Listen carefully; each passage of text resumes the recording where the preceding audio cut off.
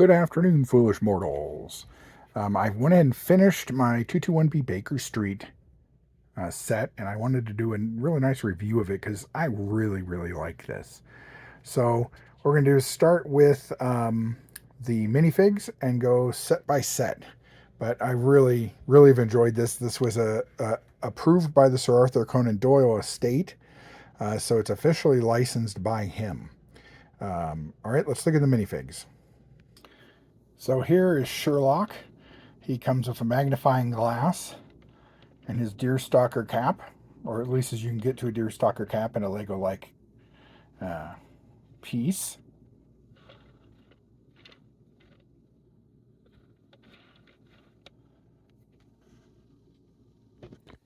Next up is Dr. John Watson. He comes with a cane.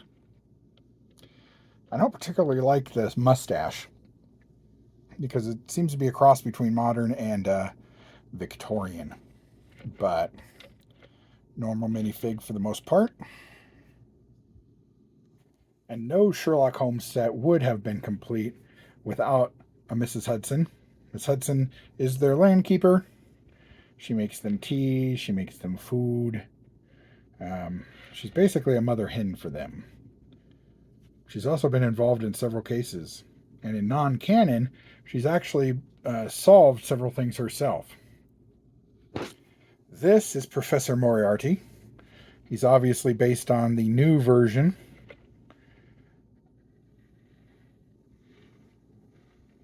Looks more like a Bond villain, but he was very cool. Now, those were the four that come with the set, but I grabbed this one from one of my Harry Potter sets because I really thought it needed an Inspector Lestrade, because then you have all five basically main characters. So I'm adding him to my set even though he's not part of it. Okay, the first part of the set, it comes in three parts, and I've disconnected them so that we can actually look at them individually. This is the other side of the study near the main window that would look out onto Baker Street. And you can see that it's got all kinds of little fascinating things. I would suppose that's supposed to be the woman from studying the Scandal in Bohemia. He has a moose. I did not notice if in the new show he has earphones on, but in this thing he does. There's a typewriter. There's a gun up there. Some mail, leftover tea, the map of London, and some mail just kind of laying all over the place. The back side has a window that looks out onto the Baker Street. And then it connects to the next piece over here on the corner. The next part is the main study area where the fireplace is and where Sherlock and Watson rest. It's got all kinds of good details. It's got a metronome up here. It's got the skull that's always up on the mantle. It's got this cool bookcase. Oops. Well, I guess we won't be opening that. But it does open up. This is precariously set, so it fell. It's got a copy of the Strand magazine. Of course, the Strand magazine is where Sherlock Holmes first appeared when Sir Arthur Conan Doyle wrote him. There's a picture of a drawing of Sherlock on the wall. Some newspapers. Another map. You can never have too many maps. A checker set or chessboard. A cool classic phone. He's got his music stand with the song Spring Song set up. More books. I really love how that bookcase came together.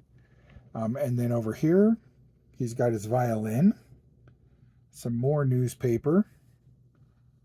Several things of whiskey. And then Watson would sit here in the leather chair, and Holmes would sit in the other. And then also on the back of it, I guess I forgot it doesn't have a back because it connects. So here's the connecting door, and it connects to the kitchen, Mrs. Hudson's area. Now, the last part of this is just as good as the first. This is the kitchen area. This is where Mrs. Hudson mostly stays. In fact, in the original series, they never even really went to the kitchen. In the new series, they've been there a couple times. But this also doubles as Holmes's lab.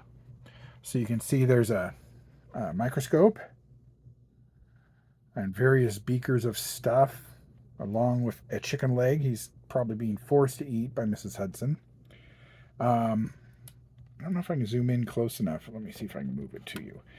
Well, these are different teas. Earl Grey,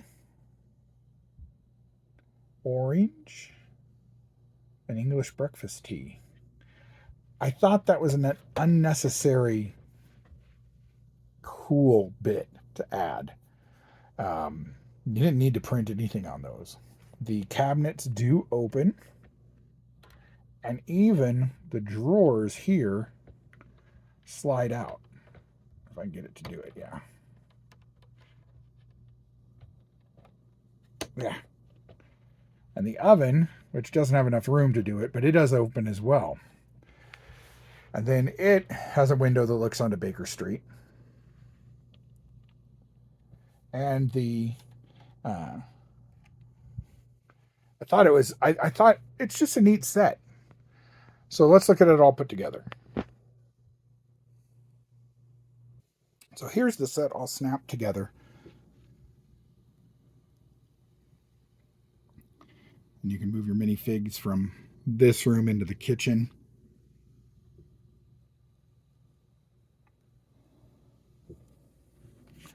I've really enjoyed building this. If you want to watch some of the build, it's on the this last week's Lego Studs on Salacious Rum's channel. And I really like this company. I think I'm going to grab another set. They've got a kind of neat Popeye set that I'm going to grab, and a couple others. So, oh, I forgot. Whoops. I wanted to show you the instruction booklet. Isn't that cool? And it's the same normal, instructions as you're used to. But it's a great set. It's it doesn't say how many pieces.